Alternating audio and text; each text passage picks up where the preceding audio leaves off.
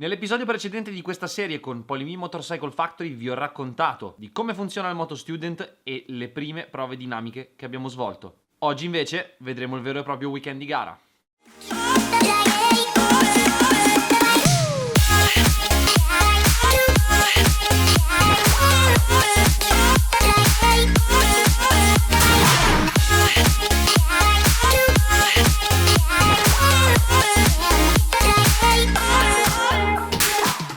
Ci eravamo lasciati con quel cono preso nella prova della gincana e ripartiamo proprio da lì. Nello scorso episodio, con tutto l'entusiasmo del mondo di chi è appassionato per davvero di moto, vi ho raccontato come funziona il Moto Student e di quanto sia geniale questa competizione che sprona i giovani studenti di ingegneria di tutto il mondo a sviluppare soluzioni innovative per applicarle alle moto e per competere poi nella gara di Aragon. Non come... Noi lavoriamo nella meccanica di precisione, tecnologie avanzate al servizio di progettazioni particolari e specifiche.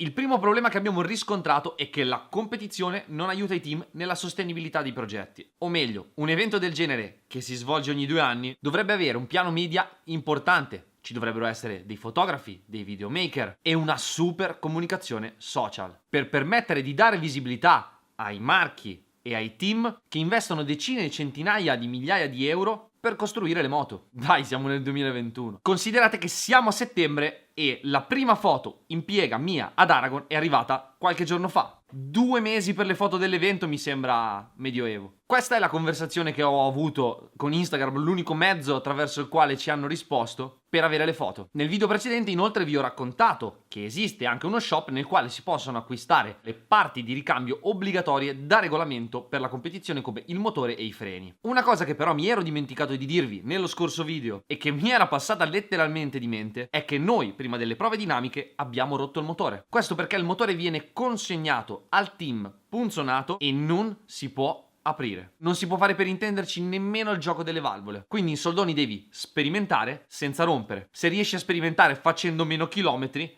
meglio per te. Quindi bisogna studiare soluzioni innovative, airbox, impressione, calcoli fantasmagorici su un motore dove il gioco valvole ci passi dentro con un dito? Ovviamente tutti i team si presentano ad Aragon alla competizione con i motori finiti e nella testa giustamente uno ha: lo comprerò lì, se si rompe lo compro nuovo. E invece no, perché non ci sono i motori. Nella sola giornata di venerdì, ora non c'è un documento ufficiale che attesta questa cosa, ma chiacchierando con gli altri team siamo arrivati a contare circa 7-8 team che hanno rotto il motore. E alcuni sono stati costretti a montare quello dell'edizione precedente perché non ce n'erano altri. Tra l'altro fuori regolamento, ovviamente sbattendosene. Perché il motore dell'edizione precedente non lo puoi montare, anche se è uguale. Noi per fortuna ne abbiamo trovato uno nuovo, di un team che è arrivato in ritardo a costruire la moto, che non ha girato e che si è presentato ad Aragon semplicemente per presentare il loro progetto di business e il progetto universitario, perché purtroppo hanno fabbricato un telaio in carbonio e in autoclave. Durante la procedura di lavorazione del carbonio hanno avuto dei problemi per il quale il telaio non era utilizzabile, mancavano pochi giorni alla gara e quindi non potevano correre e avevano un motore che non potevano utilizzare.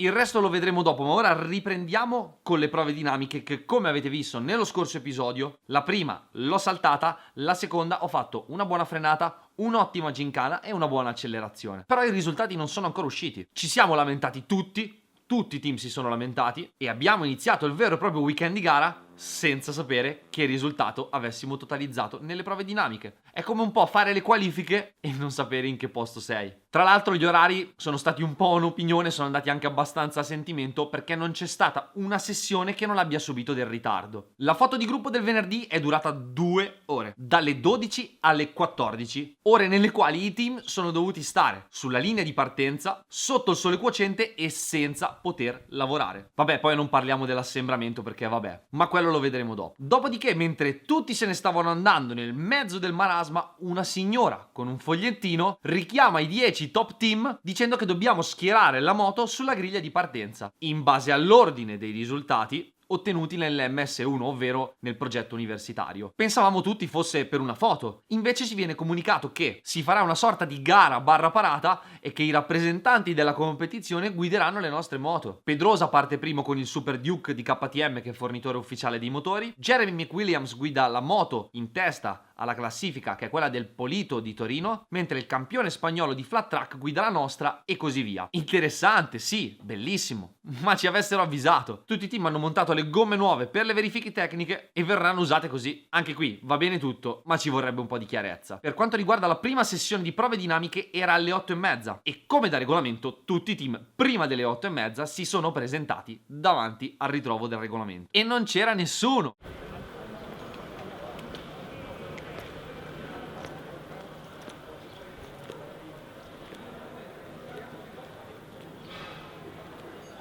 Alle 8:40 si è presentato qualcuno.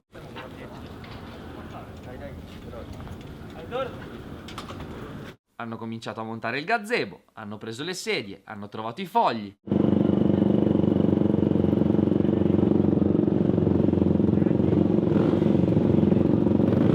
E alle 9:15 abbiamo iniziato. Bella idea, 45 minuti sotto il sole quociente di Aragon a luglio. Vabbè, portiamo pazienza, anche se da una competizione che viene organizzata ogni 2 anni non ci si può trovare impreparati. Comunque non importa, pensiamo a fare del nostro meglio per affrontare le prime prove libere che ci sono sabato sera. Anche lì decisione opinabile. È una competizione fatta di moto artigianali che al 99% avranno sicuramente dei problemi tecnici e mi metti 2 free practice, 2 turni di prove libere, uno alle 16 e uno alle 17 con 40 minuti fra uno e l'altro. Decisione opinabile. Attenzione, perché in questa competizione ci sono un sacco di punteggi extra a quelle che sono le prove dinamiche e le prove della gara. Infatti nella FP1 c'è un punteggio per quella che è la velocità massima totalizzata nel rettilineo, quindi FP1 sarà la classifica del turno di prove libere più la classifica delle velocità e ci sarà un punteggio dedicato che farà la somma al punteggio totale della competizione. Ovviamente tutti i team attrezzano le proprie moto con rapporti e scelte tecniche per fare la massima velocità nel dritto, magari sacrificando anche la prestazione in termini di tempo sul giro. Noi chiudiamo quarti in classifica nel tempo sul giro perché abbiamo provato un rapporto apposito per fare la velocità, ma l'organizzatore ha avuto dei problemi con il sensore della speed trap e quindi risultato nullo per tutti, prova annullata, vale solo l'FP1. Vabbè, non importa, continuiamo a lavorare in vista di FP2 che è fra 40 minuti. E dobbiamo darci da fare perché siamo quarti in classifica e le prime 4 università sono 4 università italiane. Questo è un bel orgoglio per la nostra nazione, visto che c'è Torino, Brescia, Padova e noi subito alle spalle. Per la FP2 facciamo delle modifiche alla moto e scelgo di entrare con Davis Bergamini, che è il pilota del Politecnico di Torino e che tra l'altro sta partecipando e ben figurando nel campionato italiano Supersport 300.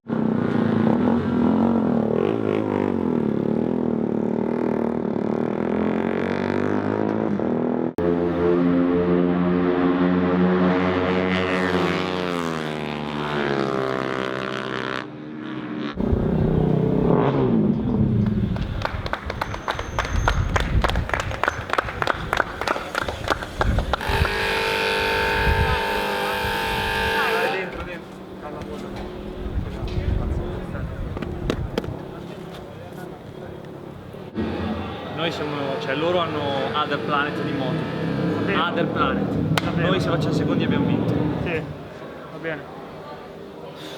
Cioè poi la gara è la gara, magari mi attacco, però. È un'altra categoria. Cioè si vede che freno uguale a lui e loro sono proprio più a posto, io sono così e poi il rapporto è sbagliatissimo, cioè la moto non va avanti così.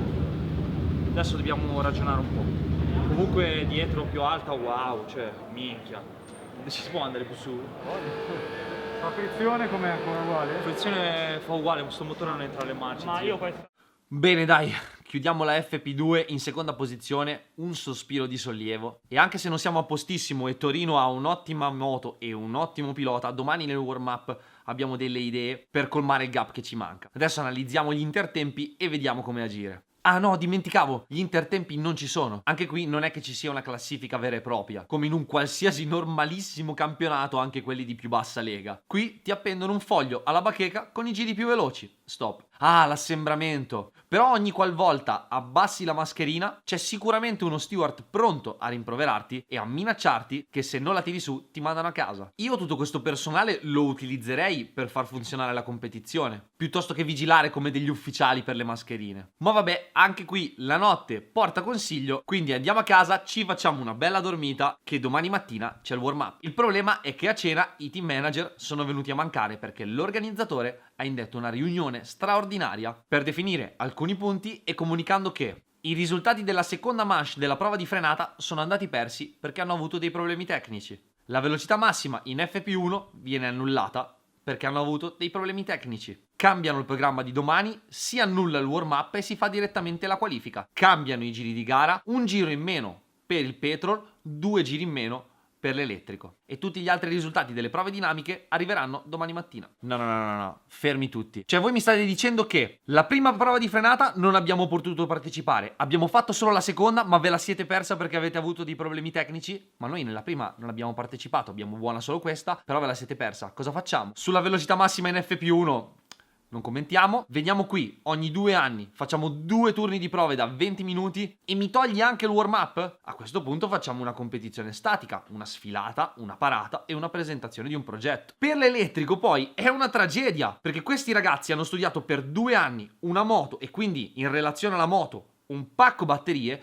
per fare 6 giri e non 4, e questo cambia notevolmente le carte in tavola. Tu fai un lavoro per 2 anni, poi arriva la competizione, no, si fa un'altra cosa. Dopo le lamentele di tutti i team non si risolve nulla e i team manager tornano a casa senza sapere che cosa ne sarà dell'indomani. Domenica mattina arriviamo in circuito, c'è il nuovo orario e finalmente i risultati delle prove. Nella gymkhana ho fatto il primo tempo, però ho preso il cono e quindi siamo indietro. Accelerazione siamo terzi, frenata vabbè. Comunque dai, amen ragazzi, basta, è andata come è andata, pensiamo a fare bene il warm up.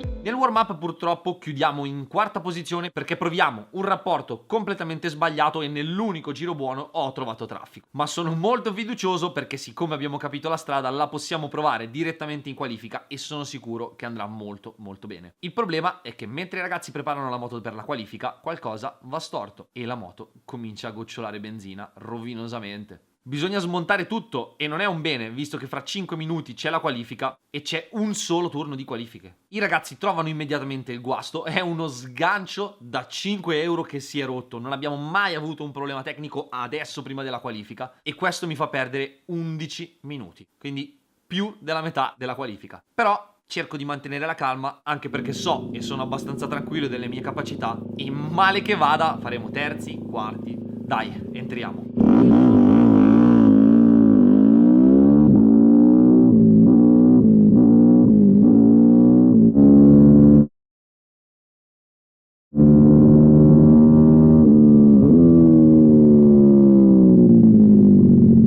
Ovviamente non c'è mai una gioia e quindi bandiera rossa appena entrato. Ora però c'è un problema grande come una casa, che quando daranno bandiera verde, visti i minuti mancanti, avrò un solo cronometrato.